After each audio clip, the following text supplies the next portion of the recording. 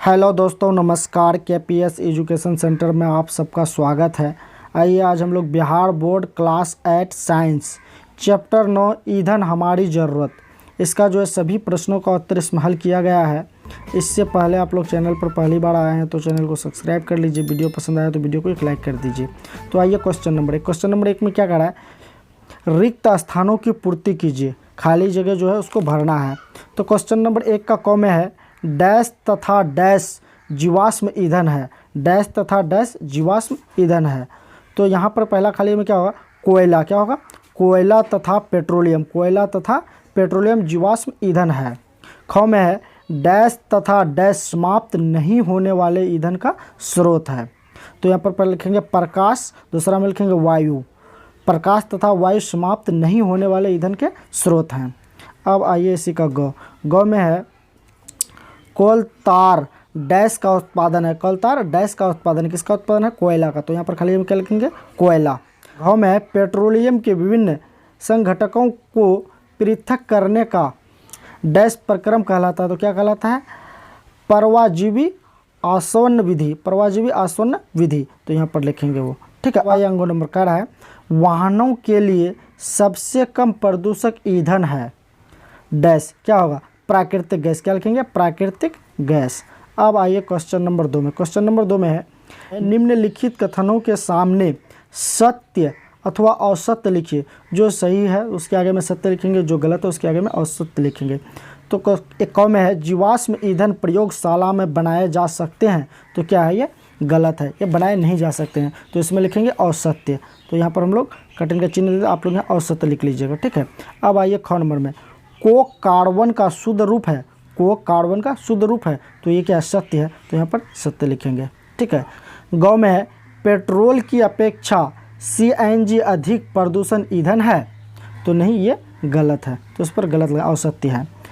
गौ में ब्रोनी में तेल का कुआं है।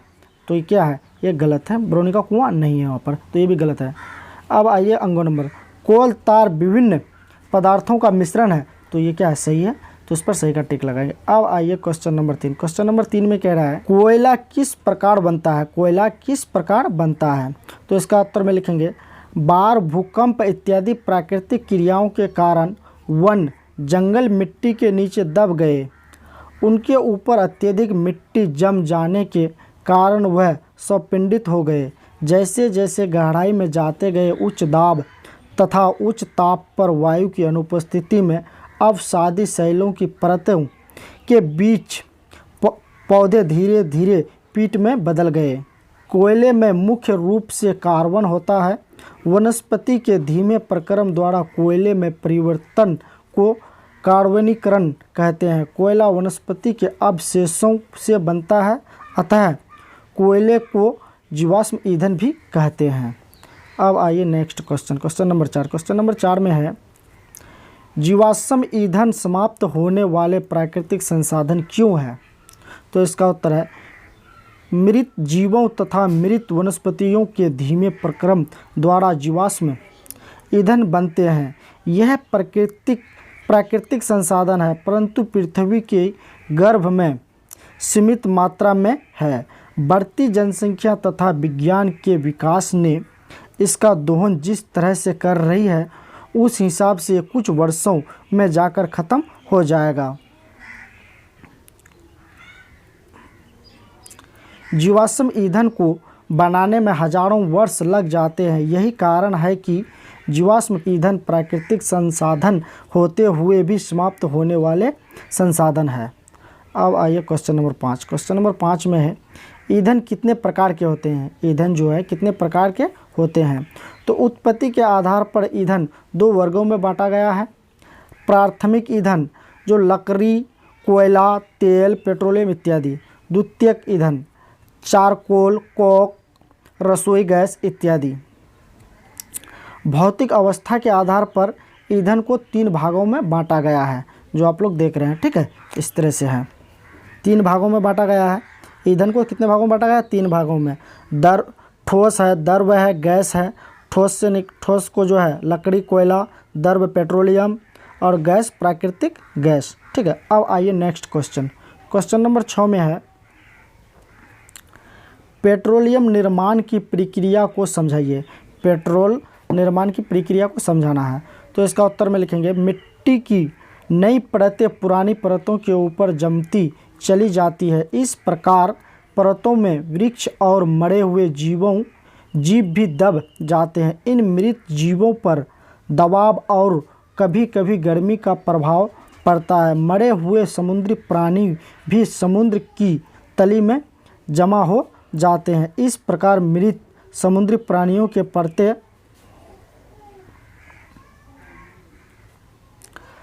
अजैब तलछट के साथ दब जाती है। इन पर बहुत भारी दबाव पड़ता है। धीरे धीरे लाखों वर्षों में वायु की अनुपस्थिति, उच्च ताप और उच्च दाब में प्राणियों के मृत शरीर पेट्रोलियम में बदल जाते हैं। अब आइए नेक्स्ट क्वेश्चन।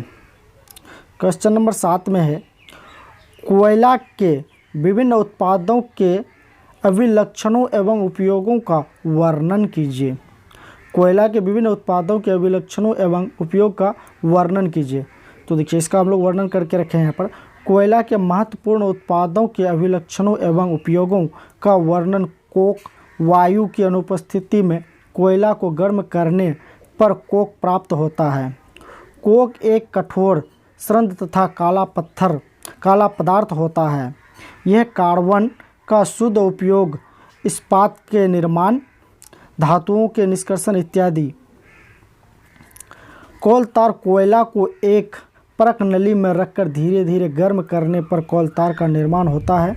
यह भूरे काले गाढ़ा द्रव होता है। इसका गंध अप्रिय होता है। उपयोग संश्लेषित रंग बनाने में, औषधि, विस्फोटक, सुगंध, प्लास्टिक, पेंट, फोटोग्राफी समग्र। अब आइए नेक्स्ट क्वेश्चन। क्वेश्चन नंबर 8 में है, एलपीजी और सीएनजी का ईंधन के रूप में उपयोग करने से क्या लाभ है। तो इसका उत्तर है एलपीजी तथा सीएनजी का ईंधन के रूप में उपयोग करने से लाभ। क्या क्या लाभ है उसको हम लोग यहाँ पर लिखे हैं। देखिए नंबर 1 में है अधिक से अधिक ऊष्मा। नंबर 2 में जलने के कर्मों में धुआं नहीं देना। नंबर 3 में वाहन में ईंधन के रूप में कम से कम प्रदूषण मुक्त कराना। प्राकृतिक गैस का प्रयोग प्रारंभिक पदार्थों के रूप में रसायनों एवं उर्वरकों के लिए। अब आइए क्वेश्चन नंबर 9 पर। क्वेश्चन नंबर 9 में है, सूर्य के प्रकाश एवं वायु को ईंधन के रूप में उपयोग करने से क्या लाभ है। तो सूर्य के प्रकाश तथा वायु को ईंधन के रूप में उपयोग करने से निम्नलिखित लाभ है।